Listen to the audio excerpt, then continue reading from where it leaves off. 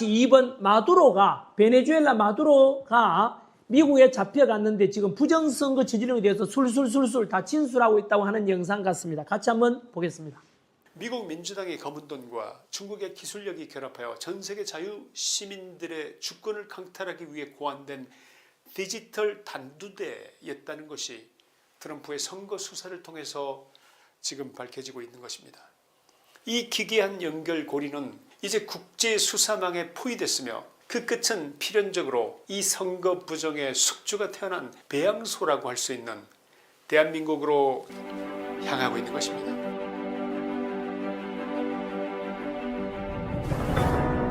미국 시간으로 2026년 3월 16일 백악관의 캐롤라인 레빗 대변인이 발표한 짧은 성명 하나가 마치 이재명의 심정을 정면으로 겨눈 것 같았습니다. 트럼프 대통령이 JD 벤스 부통령을 선거 부정조사 전담반 수장으로 공식 임명했다는 소식이 그것인데 민주당과 이재명이 이 소식을 들었을까요? 물론 겉으로는 태연한 척 하겠지만 분명 속으로는 살떨리는 공포를 느끼고 있으리라고 짐작합니다.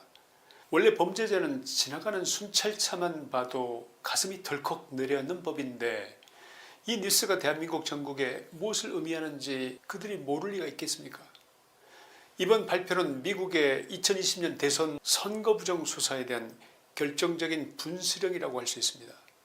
왜냐하면 이번 태스크포스의 정조준 대상에 광주 전남이 인민민주당의 아성인 것처럼 캘리포니아와 미국과 같은 이른바 미국 민주당의 아성들이 포함되었기 때문입니다. 트럼프가 현직 대통령을 이 태스크포스의 수장으로 앉혔다는 것, 이것은 단순한 정치적 쇼라고 할 수 없습니다. 국가의 최고 공권력이 선거 무결성을 파괴한 배후 세력을 완전히 뿌리 뽑겠다는 일종의 전쟁 선포이기 때문에 이것이 갖는 무게감은 그 어떤 상상을 하든지 그 이상일 것입니다. 트럼프가 선거 공약으로까지 내걸었던 딥스테이트의 민낯이 드러날 시간은 초단위로 단지 몇 초밖에 남지 않았을지도 모릅니다. 이미 트럼프 대통령은 자신의 소셜미디어 트루스 소셜을 통해서 모든 데이터는 확보되었다. 이제 집행만이 남았다. 이렇게 선언했습니다. 우리가 특히 주목해야 할 것은 트럼프의 수사의 화살은 단순히 미국 내 민주당으로만 향하는 것이 아니라는 사실입니다.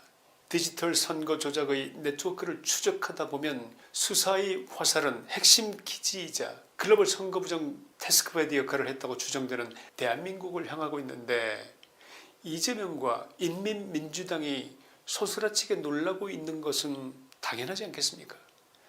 우리는 분명 숫자는 거짓말을 하지 않는다고 믿습니다. 그러나 그 숫자가 처음부터 조작된 기계에서 나왔다면 여러분 어떻게 생각하시겠습니까? 최근 미국 정부의 가장 내밀한 정보를 다루고 있는 SCIF 정보들은 많은 미국인을 경악해 하고 있습니다. 여기에 게재되고 있는 각종 속보와 데이터는 가히 파괴적이라고 할 만합니다. 가장 구체적인 실체는 아리조나주 마리코파 카운티에서 드러났습니다. 선거를 치르기 전 기계가 제대로 작동하는지 법적으로 확인하는 정확도 테스트를 거쳤음에도 불구하고 그 이후에 실시된 비밀 점검에서 충격적인 결과가 나왔는데 전체 446대의 개표기 중에서 무려 260대 즉 59%가 불합격 판정을 받았다는 것입니다. 어떻게 개표 오류 기기의 비율이 59%씩이나 될까요? 이것은 우연한 실수라고 보이십니까? 기계의 보안 봉인은 찢겨 있었고 메모리 카드는 몰래 갈아 끼우는 대담한 모습이 영상에 고스란히 담겨 있었는데 설마 이것을 실수라고 믿으십니까? 1, 2%란 몰라도 59%란 이 압도적인 불량 수치가 어떻게 실수나 우연일 수 있냐 이 말입니다. 애초부터 그렇게 작동하도록 의도적으로 만들어진 기능이 아니고서야 절대 그럴 수 없는 것입니다. 미국 대선에서 복제 가능한 QR코드나 화면에서 후보 이름이 사라지는 현상은 단순한 일시적 오류가 아니었습니다. 그것은 선거를 훔치기 위해 소프트웨어 속에 치밀하게 숨겨둔 조작장치였다는 사실이 비로소 2026년 3월에서야 수사를 통해서 명명백백한 진실로 밝혀진 것입니다. 개표기는 표를 세는 것이 아니라 표를 만들어내고 삭제하고 세탁하는 기계였다는 이번 폭로. 민주주의에 꽂힌 미국에서 어떻게 이런 일이 있을 수 있었는가? 이거 믿어지지가 않습니다. 2020년 자유민주주의는 미국에서 죽었습니다. 미국의 선거가 이 지경인데 한국은 어떨까요? 한국의 선거라고 제대로 되었을까요? 그렇게 믿는 분이 계십니까? 이준석은 트럼프도 일론 머스크도 음모론자라고 하던데 혹시 이 영상을 보고 계시는 여러분도 한국의 선거에 부정행위가 개입되었다고 주장하는 국민들을 음모론자라고 이준석처럼 매도하시겠습니까?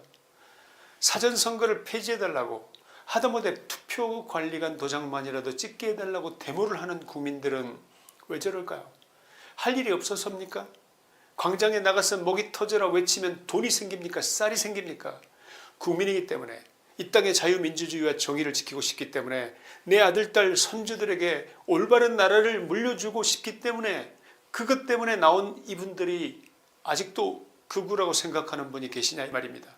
이분들이 아직도 음모론자입니까?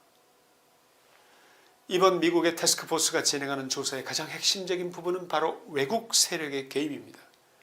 중국이 2020년 미국 대선 유권자 데이터에 직접 침투했다는 사실을 바이든 행정부 당시의 정부 기관들이 인정했습니다. 시카고 공항에서 압수된 수천 장의 위조 신분증과 위조 투표용지는 그야말로 무리에 드러난 빙산의 일각에 불과했습니다.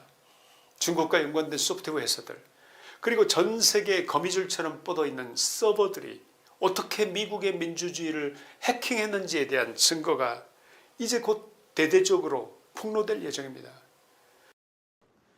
네, 시청자 여러분, 이게 바로 김채환, 환타할 때 환상할 때 김채환의 시사이다 메모했다가 맞아 봐주시기 바라고 많이 봐주시기 바랍니다. 정말로 품격 높은 보수주의 가치를 실현하고자 하는 멋진 채널이니까 김채환의 시사이다 많이 봐주십시오. 이 시간 관계상 이 영상은 여기까지 보여드리는데 내용 핵심은 미국이 부정선거에 대해서 본격적으로 수사 중이다. 그죠? 그리고 이것이 한국으로 이어질 것이다라는 전문가적 입장에서 근거, 자료를 가지고 말씀하고 계십니다. 자, 그 다음 영상. 체제전쟁은 이미 시작됐습니다. 총선과 폭발은 없지만 선거와 사법, 언론과 행정을 통해 국가의 방향이 조용히 바뀌고 있습니다. 겉으로는 개혁과 정상화라는 말이 쓰이지만 그 과정에서 권력의 균형과 자유의 기준은 점점 무너지고 있습니다. 문제는 많은 시민이 아직 전쟁 중이라는 사실조차 인식하지 못하고 있다는 점입니다. 체제전쟁은 누군가 대신 싸워주지 않습니다. 침묵과 무관심은 중립이 아니라 방관입니다. 지금 깨어나지 않으면 선택하지 않은 결과를 감당하게 될 수 있습니다. 지금은 시민이 함께 나서야 할 때입니다. 체제전쟁은 총을 들고 시작되지 않습니다. 먼저 언어가 바뀌고 기준이 흐려지고 책임이 사라집니다. 법은 존재하지만 집행되지 않고 규칙은 있지만 특정 세력에게만 관대해집니다. 이렇게 공정이 무너질 때 체제는 내부에서부터 붕괴됩니다. 겉으로는 질서가 유지되는 듯 보이지만 실상은 힘있는 자만 살아남는 구조로 변합니다.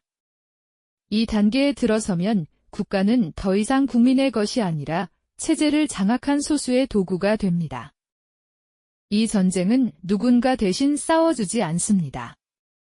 정치인도, 권력자도, 외부 세력도 대한민국의 체제를 대신 지켜주지 않습니다. 오직 깨어있는 시민의 각성과 행동만이 체제 전쟁을 막을 수 있습니다. 침묵은 중립이 아니라 방관이며 무관심은 항복과 다르지 않습니다.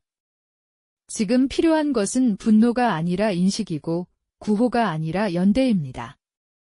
대한민국의 미래를 지키는 마지막 방어선은 시민입니다. 지금 이 순간 시민이 나서야 할 때입니다. 시민 여러분, 경각심은 공포가 아니라 책임에서 나옵니다. 지금 필요한 것은 증오가 아니라 사실을 직시하는 용기입니다. 좌익이 30년을 준비했다면 시민도 지금부터 준비해야 합니다. 정보의 출처를 따지고 프레임을 의심하며 스스로 생각하는 힘을 회복해야 합니다. 이것이 체제전쟁에서 가장 강력한 무기입니다. 시민 여러분, 아직 늦지 않았습니다. 체제는 무너질 때보다 지켜낼 때 더 많은 노력이 필요합니다.